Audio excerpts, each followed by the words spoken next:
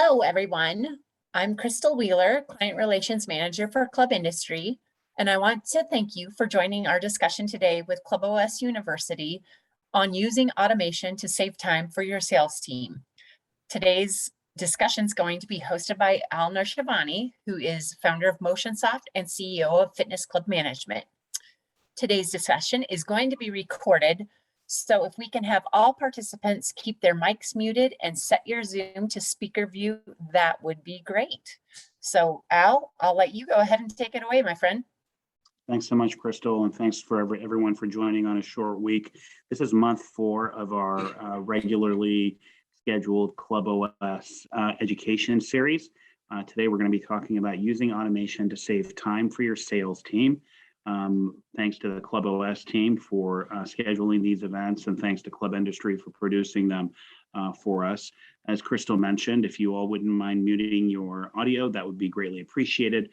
It should have been in mute when you entered the meeting. In terms of automation, everyone is talking about it in the industry today, and technology, when properly implemented and properly executed, can really save your sales and marketing teams a lot of time, energy, and quite frankly, money. You can use it to deal with your prospects, regardless of where they are or where they fall in the sales funnel.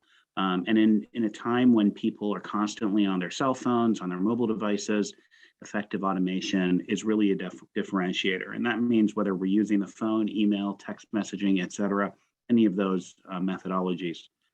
So today I'm joined by 3 fitness industry veterans: Dennis Holcom, SVP of Franchise Support at Workout Anytime; Jared Deptula, Franchise Business Consultant at World Gym International; and Kristen Coy, who's the Product Manager at ClubOS. I'm going to pause for a moment and let the team introduce themselves, give you a little bit more information about their organizations, and then we're going to jump into some Q&A. So why don't we start with Kristen, and then we'll go to Dennis, and then end up, we'll finish up with Jared. Kristen, why don't you go? Hey everyone. As Al said, I am the product manager at ClubOS. I have been with the company for over 5 years. I've been in the industry for over a decade because I ran for about 6 years. I ran clubs down in Austin, Texas. Dennis? Hi, Kristen. I'm Dennis Holcom. I'm the Senior Vice President with Work Anytime Franchising Systems, a 31-year-old veteran of the industry. Work Anytime is primarily located in the Southeast, with just over almost 180 locations on the state side, and a few that we just popped up internationally as well. So we use a lot of automation to improve our sales and member engagement. Awesome, Jared. Yeah, hi, Jared Deptula. As Al said, I'm a franchise business coach consultant with World Gym International. We have a little over 200 locations worldwide. Domestically, about 40 and growing, using ClubOS and other automated platforms to help our businesses succeed and grow. Before here, I was working with Chelsea Piers for about 19 years, so been in the industry for a while as well. That's awesome. Thanks, Jared. So I'm going to actually start with you, Jared. You came from Chelsea Piers, which is sort of a high price, high value type, lots of amenities, et cetera, lots of hand holding. And then today at World Gym, you're in the HVLP segment, high value, low price, less in terms of amenities in some locations, equal amenities perhaps in others. But can you talk a little bit about the value of automation, both at Chelsea, where you were before, as well as at World Gym, and how you've implemented it in your career, not necessarily at World Gym, but generally? Yeah, sure. Yeah, you bring up a good point.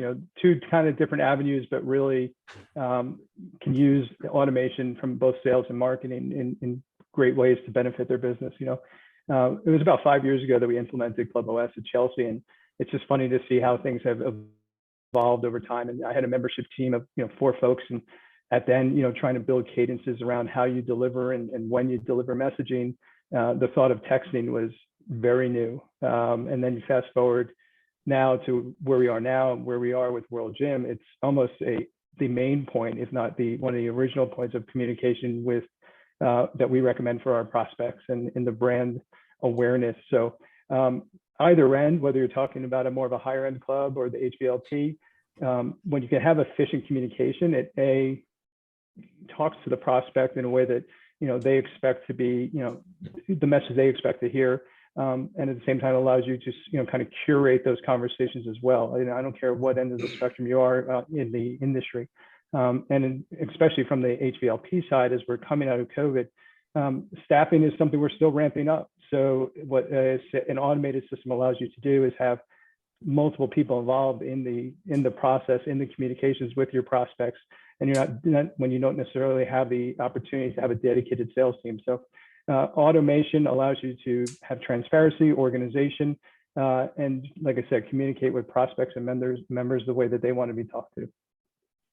Dennis, you guys at Workout Anytime, we've talked about the importance of automation, particularly as Jared mentioned, as the industry was coming out of COVID and staffing was a challenge. Staffing continues to be a challenge, and so reliance on automation is something that I know that you guys are sort of committed to. Can you talk about some very specific examples of how you've seen automation work either at your corporate clubs or your franchise clubs, and what the sort of upside of that was? Sure, Al, I can tell you that the biggest thing that made us move more towards automation is the challenges that we see in our industry and service industries in general with the shortage of staff. We as a network are somewhere around 10 to 15% low on employees, and that's our locations are relatively minimally staffed anyway.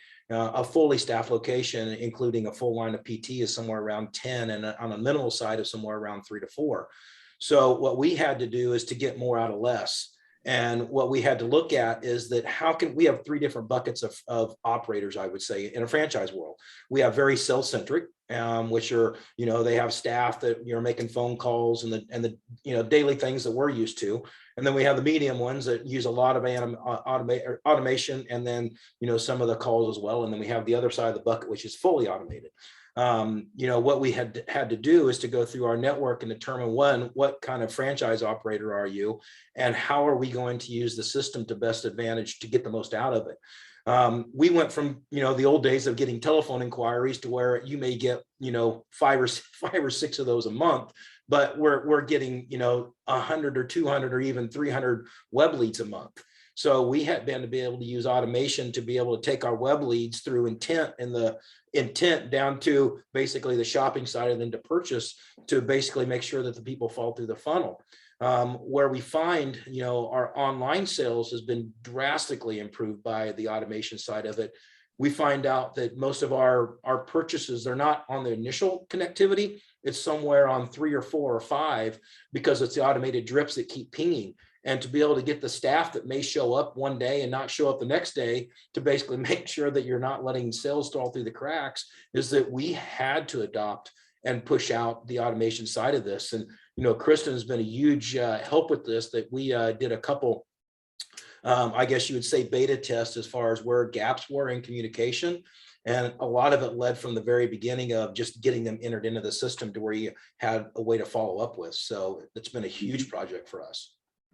And Kristen, what are some of the ways that you've seen your clients implement automation? Obviously, the prospecting is something I think we're all interested in hearing about.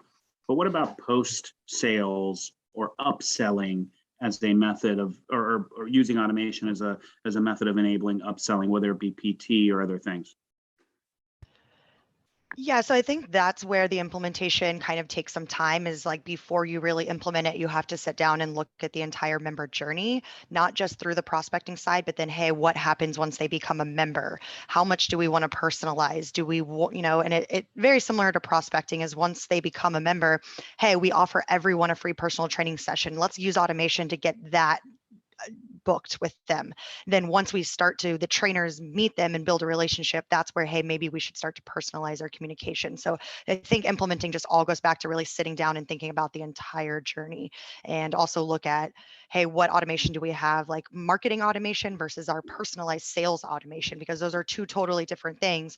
One's coming from the brand, one's coming from the staff at the location. So just mapping out what that entire process looks like. And just to follow on to that, most people may not be aware, but ClubOS is part of an ecosystem of companies that have been brought together under a brand called EverCommerce. Mm-hmm. And so you have integrated your applications across different functions. Can you talk a little bit about the different tools that you guys have? I know you've got member management, payments, Yeah. sentiment analysis, and how do they all come together in an automation workflow? Yeah, so we, like you said, we have ASF, which is the membership processing and billing. And so we are integrated there. The two systems communicate with each other about when they're a prospect, when they're a member, have they purchased PT, is it time to reach out to them to book their PT session? So all of that works. We also have other companies such as Listen 360, which is a surveying company. So we can also put the surveys into that member communication. We also have a personal training app that helps with virtual. And so that can also be kind of like seeded into the entire member. Once they become a member, let's get them onto that application. And all the systems share the information. So there's not a lot of duplicate entry and they just work seamlessly. On top of that, we're also kind of an open system. So if you do have another application that's not part of the EverCommerce, we also work with you to get that connected in and they can work in similar ways. That's great. I mean, it eliminates a lot of the finger pointing, especially when you use the entire suite, which is obviously always a challenge. Jared, I remember 20 years ago talking to the CEO of a large operator who had many locations in the Northeast about join online. And at the time, they would say, no, absolutely not going to do it. People need to touch and feel my towels. They need to see the locker rooms. They need to smell the clean space, all of that sort of stuff. Does automation, in your view, take away from that experience, and how can you supplement it? So that's no. Oh, so sorry, Kristen. Oh, is that for Jared or me? Yeah, we'll go to Jared, but I'd love to get your thought. I'll come back to you, Kristen. Okay. No, I don't. It doesn't take away from it. Like I said, if anything, it's become so second nature in our day-to-day lives, whether you're talking about this industry or any industry. Yeah, I think we all receive multiple texts throughout the day from different brands that we work with and shop with, and eventually we'll say go away or we'll engage. And I think everybody is so busy in day-to-day and has so many different choices in, like I said, any sort of consumer decision they want to make, that it's not taken away from it. And when they're ready to engage with you on that personal level, folks will make that kind of part of their journey in the process. I think so.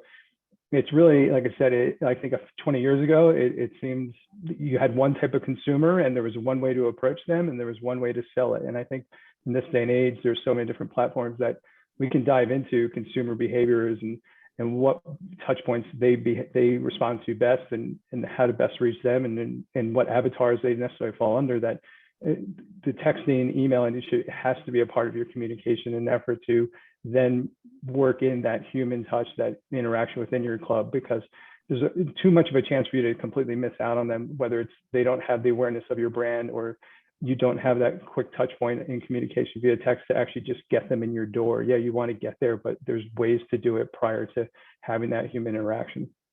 Yeah. Kristen, do you have something to add? Yeah, actually couples very nicely with what Jared said. It's interesting also when you're thinking of that member journey. I think as time evolves there, you're going to have some groups of people who do respond really well to, hey, let's come in and let you see and touch everything. And then you have the groups that are also like, no, I want everything. I don't want to talk to anyone. And so when you're setting up that automation, it's like, hey, if they called in and they're a telephone inquiry, they're probably the type of person that wants a phone call back. They want to come in and see things. And then you can also set up automation for like web leads, because those are typically your type that they didn't want to talk to anyone. They went online purposely to fill out a form. They probably are the type of people that want to join online because they don't want to talk to someone. So Now, I got something on this as well, if you don't mind. Yeah, I want to. I don't know if you're going to go down it, but I want to ask you about your guest waiver program at Work At Anytime. Is that where you were going to go with it? I got one thing to add before that. Go for it. Go for it. And then I want to ask you about guest waivers. Yeah, we went prior to COVID, we were roughly about 9% of all of our joins were online. And we made a conscious effort and a focus and did some things on the backside. We went from 9% to 24% Wow. To online enrollments. And we found, and this is some numbers that we look at basically on a weekly basis. We find that the Generation Z's, basically 18 to 24, and the millennials make up almost 70% of all of our online purchases. And then when we get into the baby boomers, it goes down, and then 60 plus, it's like 3%. So like they were alluding to earlier, you just got to be able to meet people where they're at. It didn't take away. These are actually memberships that we got on top of what we would have normally sold in our locations. So we're just able to have a broader reach. So that was a very interesting statistics. But In regards to the guest waiver, we did, Kristen helped us out with the project with a group of our locations down in Jacksonville. He's got 4 locations. He's a brand new operator. And we went down some roads that we really, I didn't know was going to quite go down this road, but the digital guest waiver. In our days, Al, the people would come in, they'd sign a duplicate copy. One would go to the salesperson, one would go to the front desk, and they'd enter it into the computer system or whatever. But now you're a lot older than me, just for the record. Oh, come on. But what we're finding out is that so many people are getting lost in the cracks in regards to at least putting into the system. So we ran this over 90 days, and this guy went from, what was it, 20% of his members were getting in, 20 to 23%, all the way up to like 98 or 95%. He increased his productivity. I'm probably going to butcher this number. It's like 38%, but saw a lead increase of like 48%. So all those extra people are getting into the system for the automated process of that. But if they don't get entered in, you never know. And it's from the telephone inquiries to just signing in as a walk-in or whatever the case is. So Kristen probably can elaborate on that a little bit farther. She was very intimately involved in that. So. Yeah, Kristen, you want to talk a little bit about that? Yeah, that's one of the number one things I find in clubs when I look at their overall numbers is I say, oh, you have a lot of walk-ins, but that's just because they signed up as a member. You don't actually have any people who walked into your club in your system that then walked out the door. You're missing all of those people. You're missing a lot of opportunities. So now that we've set up all this automation, it's great, but it's not really going out to the right people. We want it to go out to those people that we missed. And so like he said, we tested it out with that location and they had a huge increase in leads, and then a lot of those leads ended up converting, and so there was just a lot of missed opportunity. All just comes down to, hey, every person that walks in signs the waiver. Just something that simple. Yeah.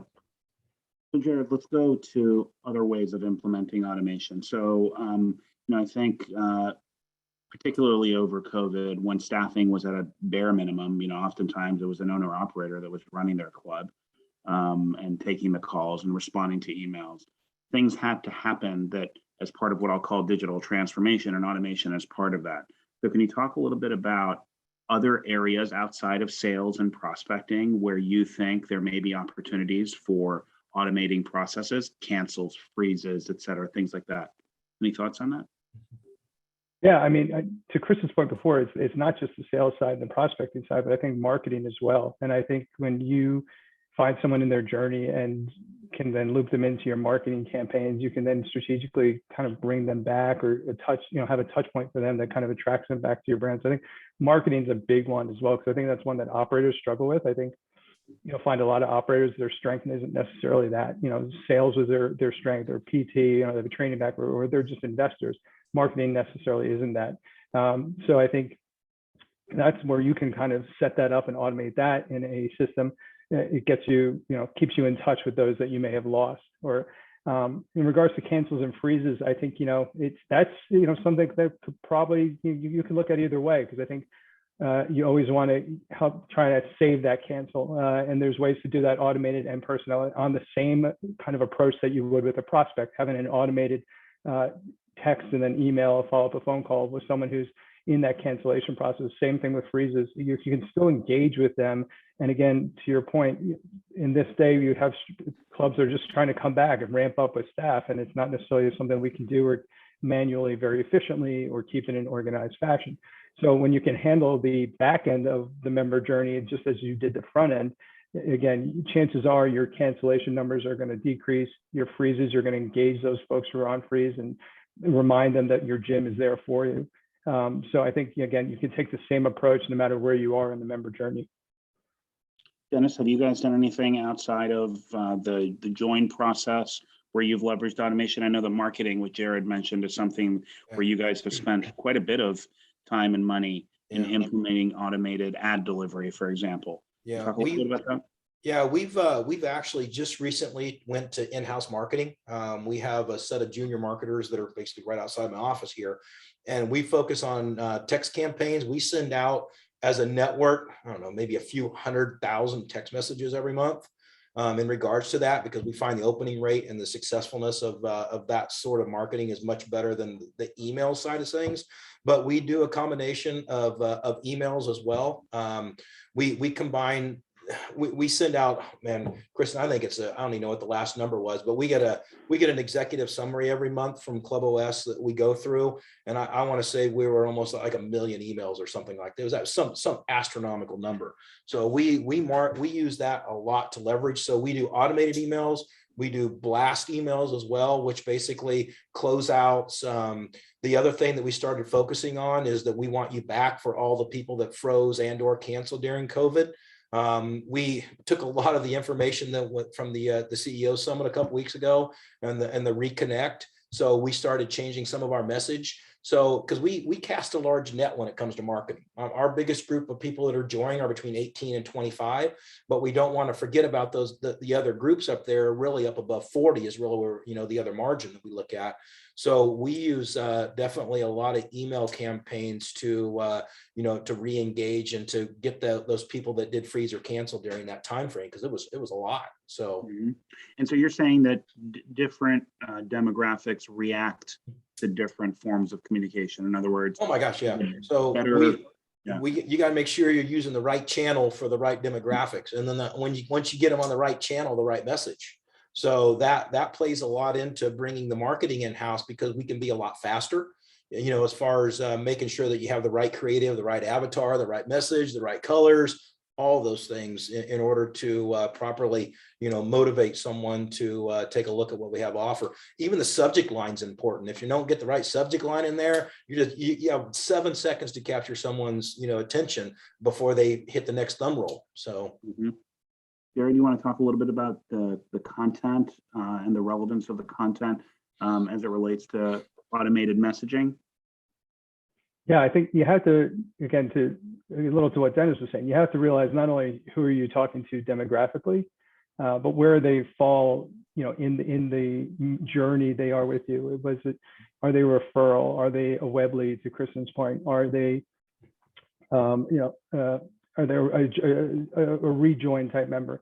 Depending on where they are and how they've interacted, if they've interacted with your brand or how they found your brand, is how you want to develop that cadence. And what we found is each one has a specific way on how they, to the most part, want to be communicated with. And with, you know, we've seen success at different levels.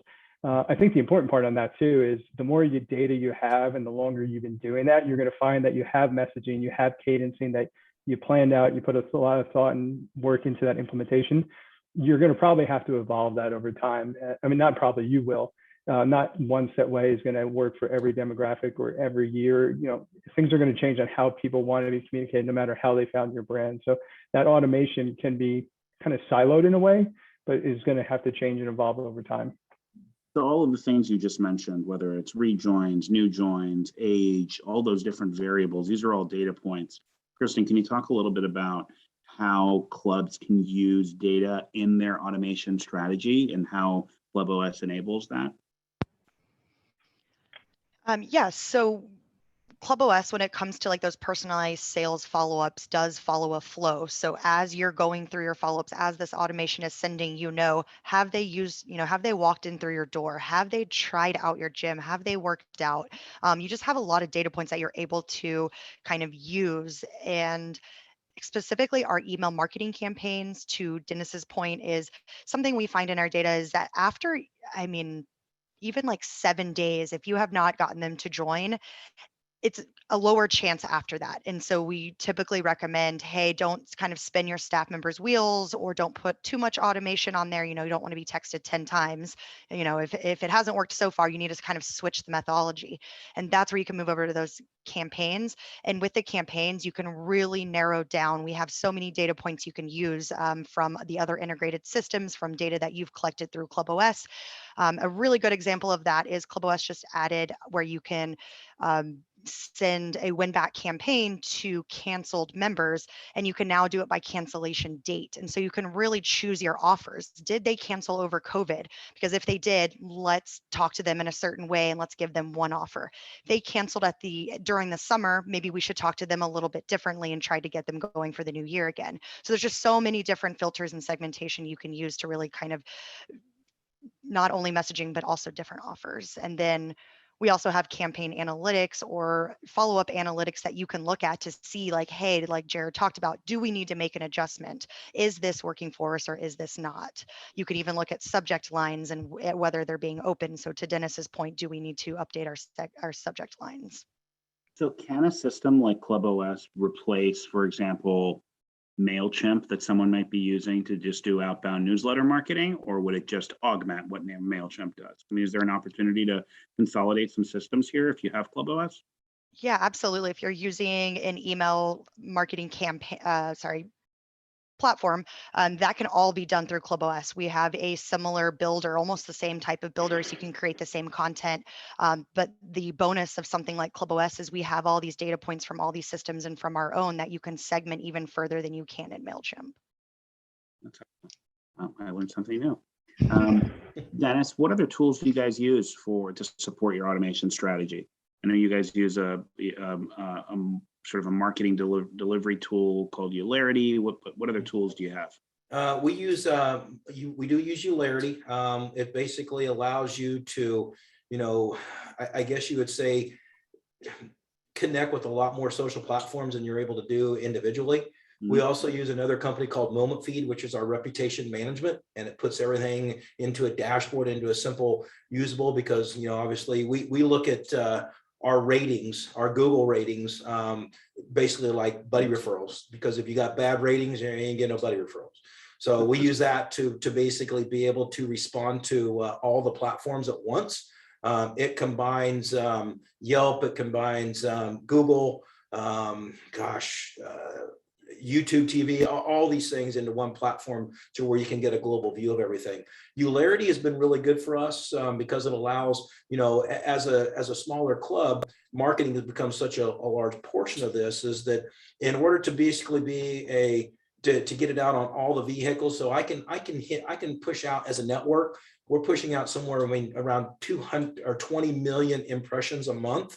As trying to do that independently, there's absolutely no way you can do that without having some sort of AI help develop that for you and push it out and manage it. So those two have been really big for us. Jared, any other tools that you think people should be aware of? Yeah, as Kristen kind of mentioned, EverCommerce has a handful of really good tools, and what we've tried to do is, again, make the lives and the operations of our franchisees as simplistic as possible. So by implementing ClubOS with ASF as our member management system, and they talk and work hand in hand, I'm a huge, and so is, I know Jared Sirocco and the rest of the team, we're big proponents of Net Promoter Score, and Listen 360, especially for clubs of our type of operation, is a great platform to gather that Net Promoter Score feedback from the folks that I think you might not have necessarily heard from. And I think it allows operators to then hear about their operation in ways they probably didn't know existed. Again, I think there's other ones that we've been talking to that I think Scipio is going to be a good one for in regards to the kind of consumer activity, consumer insight. It's one that we've started to have conversations with, and I think can also you can leverage more data on what folks are doing and hopefully help integrate and help your marketing and help your planning of how your operation, your business will run and succeed. So there's some good ones out there. It's just more learning with them and see how they're evolving. One of the things I always like to do on these calls is just ask the folks that are on if they had one particular program, and our topic, of course, is on automation, that worked particularly well.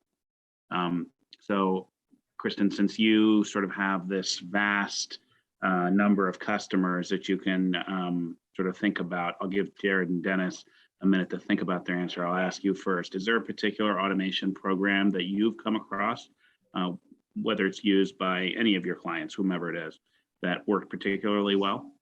And by the way, it would be interesting for you to answer also, how do people measure the success of an automation program? Obviously, they save money, time, effort, productivity, et cetera, but can there be an ROI? In a way, yeah, you can take a look at, hey, we're sending out these messages, what's the response rate on them, things like that. So you can kind of just see, is it worth it? You kind of have to look at several data points in our analytics to kind of figure that out. What do you mean by automation program? Well, is there some sort of a outbound messaging where your system was used to automate text message communications, et cetera, that worked particularly well? That comes to mind. I still don't know if I'm understanding the question. Sorry. So a marketing message, for example, to a particular demographic group that yielded results that were better than expected. I see. Kind of, it's almost more of a path that I have found that works really well. Okay. It's for you really using automation to spark the conversation within an initial lead, and you want to make sure it fits like your brand messaging, those kind of things. And then you don't just want to immediately say, hey, join online. It's more about nurturing the customer and saying, hey, we saw you filled this out. You want to come in and activate your pass. Click here to come activate it. And what they're really doing is they're booking a tour, but you're not using that word because you're really trying to nurture them. And then as time goes on and they're moving through the journey, you want to find the particular point that, okay, this is when we want to start pushing our join online. So I think that's what I have found really works the best, is making sure you're putting things in the right place. Okay, Dennis and Jared, I'd like to get your perspective on this. Maybe Jared or Dennis, you go first. Yeah, one of the things that we just implemented or started implementing, it's we're about, I don't know, maybe 4 or 5 months into this, is one of the Club OS's processes with book a tour, which has been automated. We've had success with that. We obviously, we kind of relied on them filling out a form, and then the club and or an automated email goes out. And we have found that the ones that book a tour, Kristen, you're probably forgive me, I don't know the exact stat, but I'm going to say on the book a tour, we're roughly around 90 to 95% of those leads actually show up. And then out of those leads, we have a high percentage of those that actually purchase. So the automation of booking a tour has been one of those things that where you didn't really know how that would work, and that surprisingly worked very well. Is there any messaging that you tie around that to get such a high conversion rate? Well, basically what it is, if you go to one of our club's landing page, it allows you, because there's a couple different things. You can do it through like an email campaign. Hey, I noticed that you've been interested. Hey, book a tour.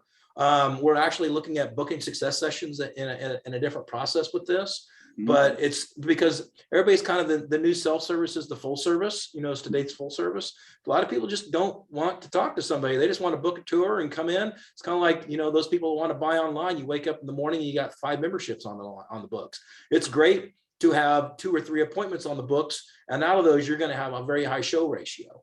So the book a tour has been a very, in my books, a big success, and it's growing with us. I think in our network, we are somewhere just right around 450 to 500 a month, somewhere around that range. Maybe that's a little bit high, but close to that with zero connectivity other than them filling out a form. They go and select the club they want to tour and the time, and they're set. It shows up on your calendar the next morning. That's great. I'm going to come back and ask you guys, I'll let Jared answer this question. There's a question that came in from Amy Bishop, who's on the call. What system are you using to book the tour? Are you actually using Club OS? Yeah. So it's connected to our website, and then there's a form that fills out, and then the last part of it is booking it through Club OS. Yeah, and just to iterate on that, Workout Anytime has actually developed their own custom, and they connect it with Club OS. So that is one way to go about it. Club OS also has just if you're a customer, a free built-in form that you can embed on your website. So you can kind of go down either route, create a custom, or just use one that's built in Club OS for you. Yeah. Great. Jared, you want to talk? I want to come back and ask about sales commissions, which is totally off topic, but I'd love to get your perspectives on this, because eventually all of this automation can lead to a transaction. So, but we'll come back to that. Jared, did you want to add anything to a campaign or a messaging that worked particularly well for you?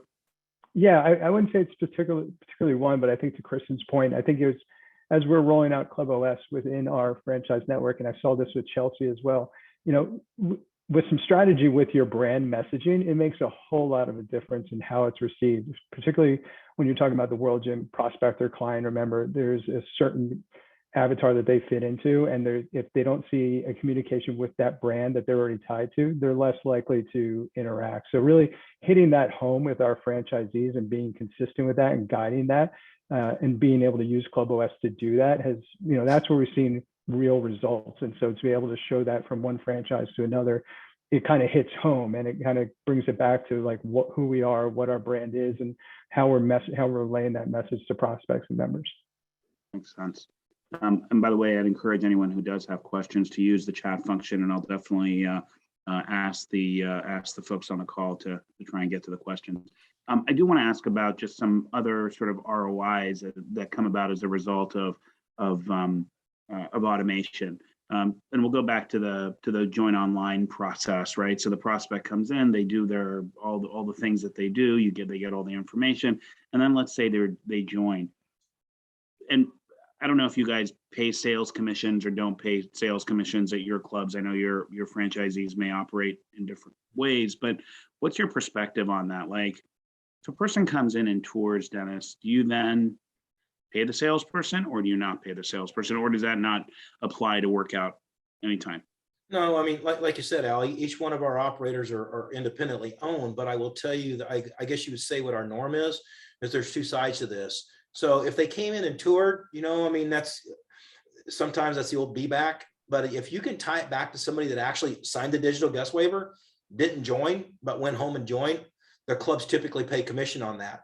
But if there is no initial contact, meaning they never came into the club, they're not in the system, that's commission. Most of our operators do not pay any sort of commission on that. But you also got to take a look at keeping people incentivized and keeping managers incentivized. So, we deal with the dollars and cents of the pay of what it takes to just employ a person at this point. Mm-hmm. So we do, a lot of our club operators will basically do a bonus based upon, number unit wise or things like that. So that's that's kind of indirectly into that, but that's, that's typically how that's done. So, if you can tie it back to somebody that signed digital guest waiver, pay you commission. If there's no current pass tag, it's free for all. There's no commission. Got it. Jared, any deviation from that? No, very similar. Again, it'll vary franchise to franchise, but that's what we encourage as well too. And to Dennis's point, I think you need to have that incentive there. So maybe you have an incentive on the individual basis, and if there's no direct communication, it might not tie to that. But maybe there's a team goal at the end of the month or a club-wide goal at the end of the month that we could still apply that too. So it doesn't completely discourage a staff member or a membership team from selling or not having that path of getting memberships in. So I think it's still tied in as some sort of reward, maybe just more in general to the club and the team and not necessarily as an individual. Makes sense. Thanks. Kristen, I think this next question is for you. You're going to play product support for a minute, I think, from Esther, who's on the call. Is there an easy way to save scripts? There's so many places to update and rebuild. It's pretty intimidating. I'm assuming this is from an actual ClubOS customer. Yes. So when you're setting up automation, the first step in it is putting in your scripts. Once all the scripts are in there, and I know that does take a lot of work, but once they're in there, that's when you decide whether you want it to be automated. On our follow-up page, it should lay out the entire member journey. And then there's a little script button in each place in the journey that you can click and put your script in and save. If you are also interested with some support on that, we do have an enablement program at ClubOS that you can sign up for. So I would just email support@club-os.com and just let them know that you're interested in the enablement program. Awesome. Thank you. Okay, I don't have any other questions that have come in. I just want to take everyone's sort of final thoughts in our last few minutes together with regard to what you guys are looking towards in the future as areas where you could potentially implement automation technology. Kristen, maybe we can talk a little bit about roadmap and then come back to Dennis and Jared and get their thoughts on areas that they're thinking about. What are you guys working on at ClubOS that's sort of continue to improve on your automation technology? There's a few things. As we see more and more clubs get on automation, we do want to evolve it. And so what we want to try to do is we're trying to look at what's the next best thing? How can we implement more automation? Because right now we're kind of focused on, hey, just the initial contact is kind of where we're focusing. How can we put automation further down into the workflow once we have personal relationships with them? So we're considering a couple different things. One thing would be, hey, are we going to kind of pause automation when a conversation gets started? When someone starts texting and replying back, should we pause?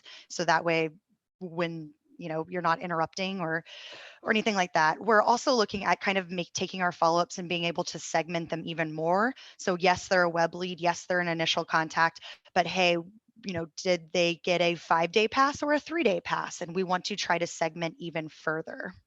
So those are kind of the two things we're considering right now. Awesome. Dennis and Jared, where are you guys thinking about implementing or looking to implement automated technology? Dennis, why don't you go first?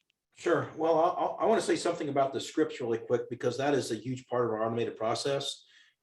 We basically, Kristen, what is this, our second or third go around since we relaunched the version? So we basically take a look at our scripts and our messaging every 6 months. And we do an evaluation on where we start seeing, when we talk about the member journey and the member engagement, where we start where people join at what process, and then if there's anything that we can change in the verbiage, offers, all sorts of things that go into that.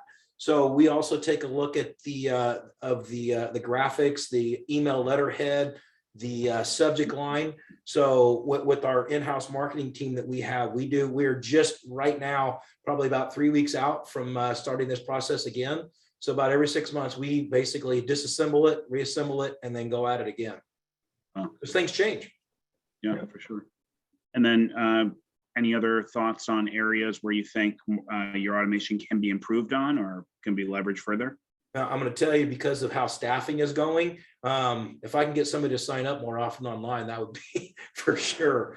But Yeah. but the side of automation, which improves it, because it's not just getting them signed up. Part of our process is what's our follow-up when somebody joins online, and even if they join in the club, we invite them back in. So I'm trying to figure out the automation. If I can't get the club manager to do hey, you signed up online, let's get you in for your key card, get you up on the app and all these other things. How can I trigger the second follow-up if I haven't seen them come into the club in 2 or 3 days? Because we want them to join online, or they join to get them back into the club, to where in that first 7 days, I want them to visit 2 or 3 times. So how do we get them to visit and maybe improve the automation side of that? Let me ask a follow-on question. Just came in via chat. When you do, I think it's a follow-on to what you said earlier. When you do a set and forget for 6 months and then have a promotion come up, how are you promoting that to your more recent guests? Maybe Kristen, you want to take that, or Dennis, is that in? Kristen, go ahead. Yeah, so usually when I say when you're setting up your scripts and doing those personalized follow-ups, it's more about nurturing. I usually say maybe don't put your limited time promotions in there. I would save those limited time promotions for more of your marketing team or your marketing efforts. So those blast campaigns, that's where I would put those promotions in there. And in ClubOS, you can segment, hey, all of my new guests, I want them to see my new promotion. So you're able to do that in marketing campaigns. Is this sort of distinguishing factor between sales and marketing campaigns part of what people can learn in your enablement program? Correct. Yeah. Awesome. Okay, good. We'll make sure to send Esther that information. Jared, we were asking about. Yeah,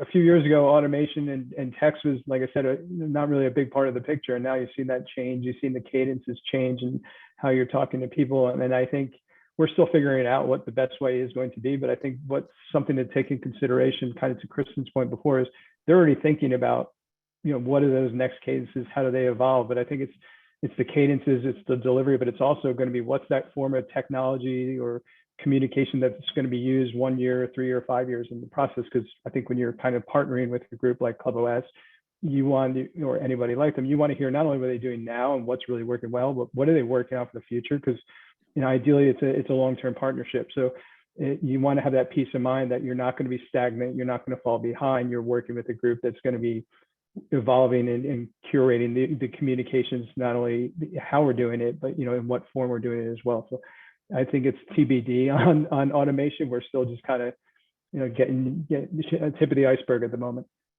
Awesome. Jared, Dennis, Kristen, thank you all. If you have any final thoughts, I'll pause for a moment. If not, that's okay too.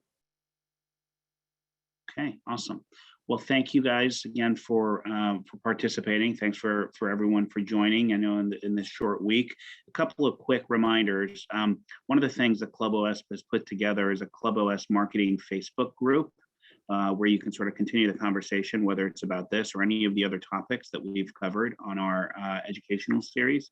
You'll also be receiving some information on how ClubOS can help streamline communication with your prospects using automation. So look out for that. We do have another webinar coming. It's our 5th one, and it's around staff and helping to keep your staff and members engaged. It's going to be on Monday, January 24th, same time, same place.